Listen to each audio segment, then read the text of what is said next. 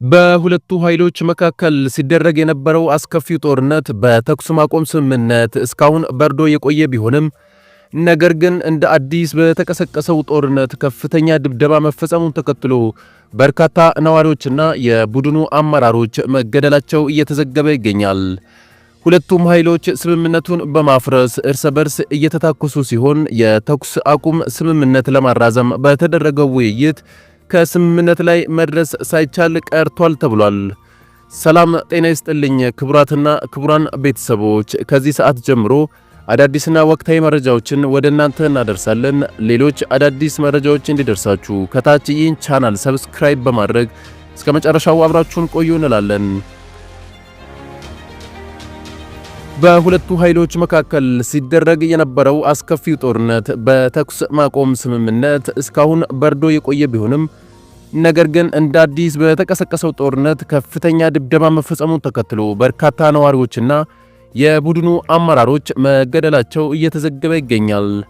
ሁለቱም ኃይሎች የተደረሰውን ስምምነት በማፍረስ ከአሁኑ ሰዓት ጀምሮ እርስ በርስ ውጊያ መጀመራቸውንና የተኩስ አቁም ስምምነት ለማራዘም በተደረገው ውይይት ከስምምነት ላይ መደረስ ሳይቻል ቀርቷል ተብሏል። ይህንን ተከትሎ በአየር ላይ በተደረገው ከፍተኛ ድብደባና መጠነ ሰፊ ጥቃት ከ300 በላይ ፍልስጤማውያን የተገደሉ ሲሆን እንዲሁም ደግሞ በርካቶች መቁሰላቸውን ዓለም አቀፍ ሚዲያዎች እየዘገቡ ይገኛሉ። የእስራኤሉ ጠቅላይ ሚኒስትር ቤንያሚን ኔታንያሁ እና የመከላከያ ሚኒስትሩ እስራኤል ካቲዝ ትዕዛዝ ማስተላለፋቸውን ተከትሎ ከ20 በላይ የሚሆኑት የእስራኤል ጦር አውሮፕላኖች በጋዛ ከተማ በራፋና በካን ዩኒስ ኢላማዎቻቸው ላይ ቦምብ ማዝነብ መጀመራቸውን ተናግሯል።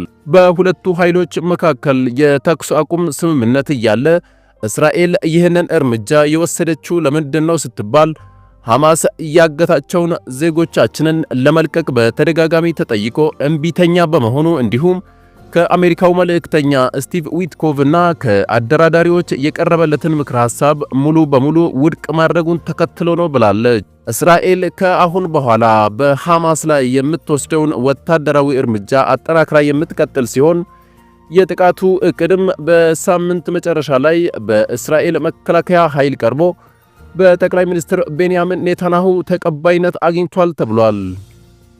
ሐማስ በበኩሉ ከደረሰበት የአየር ድብደባ በኋላ እስራኤል የተኩስ አቁም ስምምነቱን ጥሳለች ሲል በመወንጀል ቁጣ የተቀላቀለበት ምላሽ በመስጠት እስራኤል በእኛ ዘንድ የሚገኙትን የተቀሩትን ታጋቾቿን ላልታወቀ ዕጣ ፈንታ ወይም ሞት አጋልጣቸዋለች ብሏል።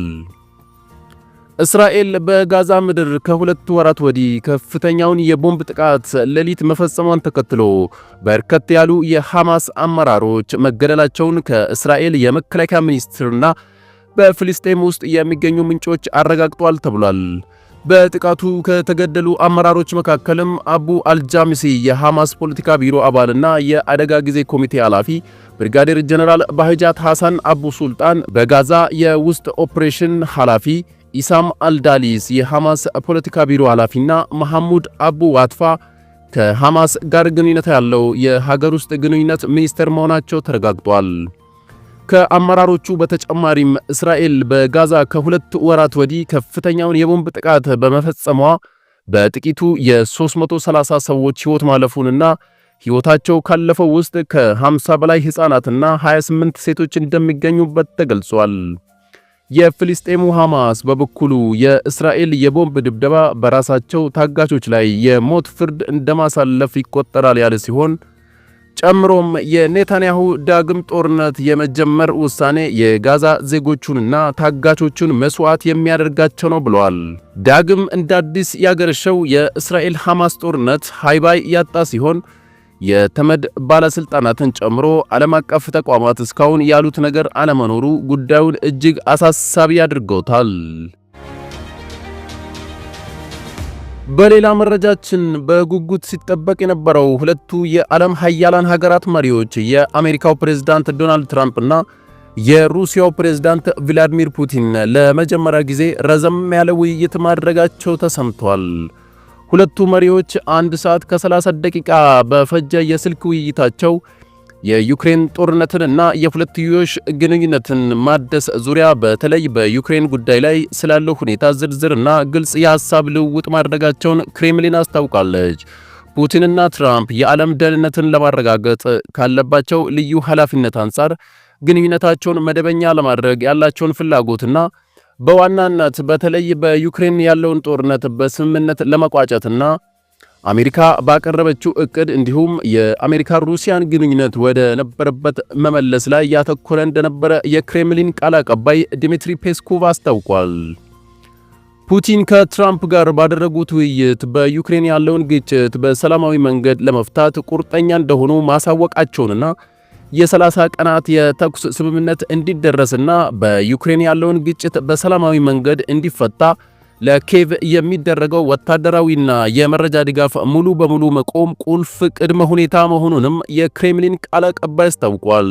ዋይት ሃውስ ደግሞ በበኩሉ ከውይይቱ በኋላ እንዳስታወቀው ፑቲንና ትራምፕ በስልክ ውይይታቸው የሁለቱ ሀገራት ግንኙነትን ማሻሻል ላይ መነጋገራቸውንና በአሜሪካና ሩሲያ መካከል ያለው የተሻሻለ የሁለትዮሽ ግንኙነት ትልቅ ጥቅም እንዳለው መግባባት ላይ ደርሰዋል ሲል ገልጸው የሁለቱ ሀገራት የወደፊት ግንኙነት በርካታ የኢኮኖሚ ስምምነቶችን እንዲሁም ከሰላም ጋር ተያይዞ ጂኦፖለቲካዊ መረጋጋትንም ያስገኛል ሲል ዋይት ሃውስ በመግለጫው ይፋ አድርጓል። ዶናልድ ትራምፕ የአሜሪካ ፕሬዝዳንት ሆነው ከተሾሙ በኋላ በሁለቱ ፕሬዝዳንቶች መካከል ይፋዊ የስልክ ውይይት ሲደረግ ይህ ለሁለተኛ ጊዜ ሲሆን ይህ የሁለቱ መሪዎች ግንኙነትና ውይይት ለዩክሬንና ለዓለም መፍትሄ ያመጣል ወይ የሚለው የብዙዎች ጥያቄ ነው። ክቡራትና ክቡራን ቤተሰቦች የአሁኑ መረጃችን ይህን ይመስል ነበር። አዳዲስና ወቅታዊ መረጃዎች እንዲደርሳችሁ ይህን ቻናል ከታች ሰብስክራይብ አድርጉ እያል በቀጣይ መረጃ እስክንገናኝ ድረስ ሰላም።